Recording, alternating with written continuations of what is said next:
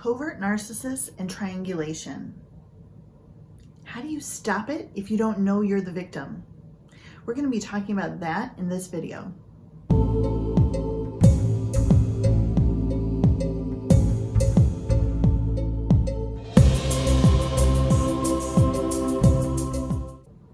Hey, I'm Dr. Melissa. I'm a trauma expert and top doctor, and in this video and on this channel, I help you identify the narcissists in your life, identify the impact that their behavior has had on you, and then turn that trauma and that drama into gold, becoming stronger and more powerful than you ever were before.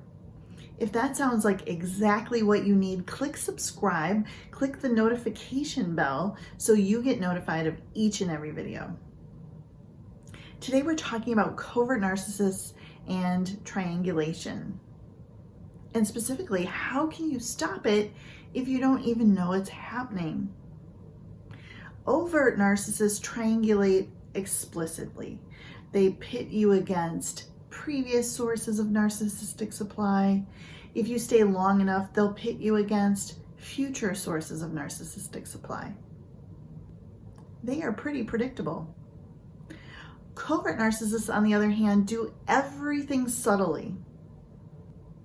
They spend months, years, or decades lowering your self-esteem, your self-confidence, your ability to trust yourself.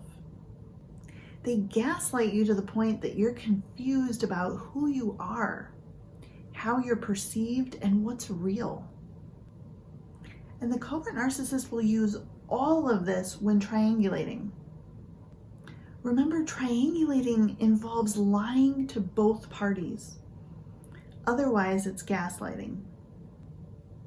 Let's look at some examples.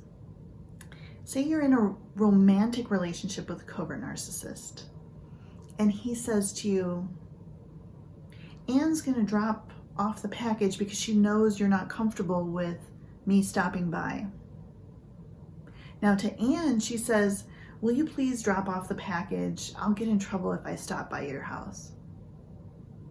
You're wondering why Anne would think you're uncomfortable. You have no issue with him stopping by to pick something up. Why would she think that, you're wondering? You perseverate on this. You're confused. You want an answer. Now, Anne thinks that your husband gets in trouble with you and isn't really sure what that means. But it sounds kind of awkward and she doesn't really want to ask. In the back of her head, she's wondering though, are you jealous of her? Are you jealous of all women? Do you have a temper? What really does this mean? Both your thoughts and Anne's thoughts devalue you, the partner of the covert narcissist. Yet none of them are true. Here's an example in the workplace. Say your boss says to you, I want to talk to you about your behavior this morning. Tim said you were rude to him. Then your boss goes and talks to Tim, your coworker who you just completed a big project with, and says, Tim, I heard you really dropped the ball on this project. On your end, you're feeling defensive and confused. You have no idea what you could have done or said that would have been perceived as rude. You value Tim as a member of your team. You think he's awesome and we're delighted to do the project with him. Tim is also now feeling defensive and confused. He worked really hard on the project and felt he was a key contributor. He's always really enjoyed working with you and has no idea why you would complain about him or his contribution. Yet neither of the covert narcissist boss's statements are true. He just sits back, watches the drama, and soaks up all the narcissistic supply. Okay, here's an example in a co-parenting relationship. Say your ex-wife says to you, the kids say you're always yelling, but I don't believe them. I just wanted you to know. And to the kids, your ex-wife says, you're really on Dad's list. He says you're not behaving well over there. Here you are really worried. You love your kids. You love the time that you have them during placement at your home. Why would they think that you're yelling at them all the time? Are you more stressed than you think? Are you communicating poorly? Like, what in the world is going wrong? The kids also become really stressed and insecure, wondering what they did to get on your list, how it is that they're not behaving. And again, neither is true. You've not spoken to your covert narcissist ex-wife about the kids. The kids haven't spoken to her about you. The drama is created purely to put a wedge in that relationship. In all of these examples, both you and the other triangulation victim feel hurt, feel confused, maybe even feel a little angry. And you both see the covert narcissist in these scenarios as having your back. You both believe they let you in on the truth, let you see behind the curtain, so to speak, made you aware of a problem that you didn't know existed. You both feel appreciative for them bringing you into the know. The covert narcissist follow-up absolutely seals the deal. Their very carefully crafted follow-up statement clinches the other party as a loyal flying monkey. Think of the first example. Your covert narcissist husband says to Anne, "Anne, you know, it's easier just to keep her happy. She's not very nice when she's angry." Your covert narcissist boss says to your coworker, "Look, Tim, I know you did a good job. It's all about him looking good." Your covert narcissist ex-wife says to the kids, "Better watch out. You don't want to see him angry." Now, the other triangulation victim is unlikely to reach out to you to clear the air, to work things out. This ensures that neither of you discovers the truth being that none of this was real.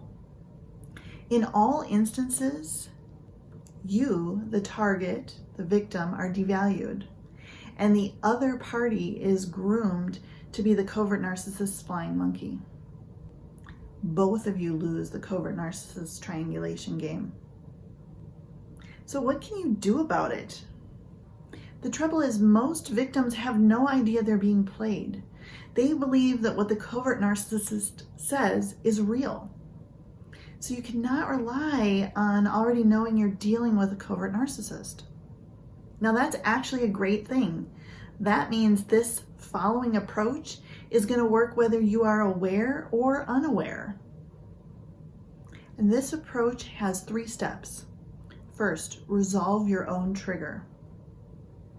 If you're feeling hurt, angry, betrayed, frustrated, or in any way reactive because of the covert narcissist statement, handle your trigger first. You want to choose how to respond, not mindlessly react.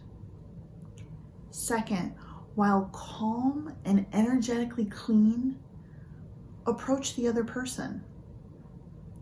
Ask if they have a minute to speak privately. Ask permission to come into their space. Sit down in a non-threatening manner. Tell them you've heard some things and you'd like to clear the air. Start with telling them what they mean to you and what your opinion of them was prior to hearing they were talking trash about you, prior to getting triggered. Share that you value their friendship, their work ethic, their willingness to collaborate, whatever is real for you. Then share what you heard they feel about you. At that point, stop talking.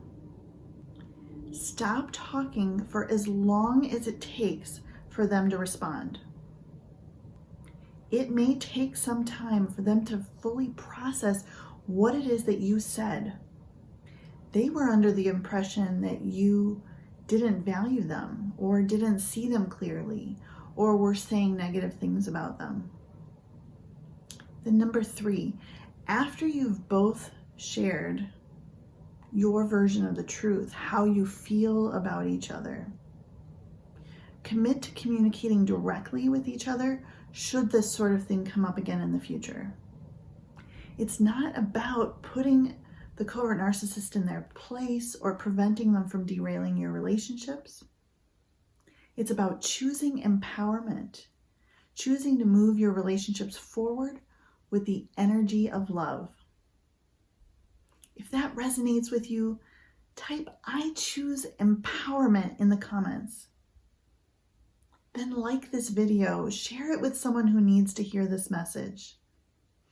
And if you know that you need help moving from narcissist victim to anti-fragile narcissist survivor, I invite you to download my free guide that gives you clarity about where you're at on the healing journey and what is the next most appropriate step.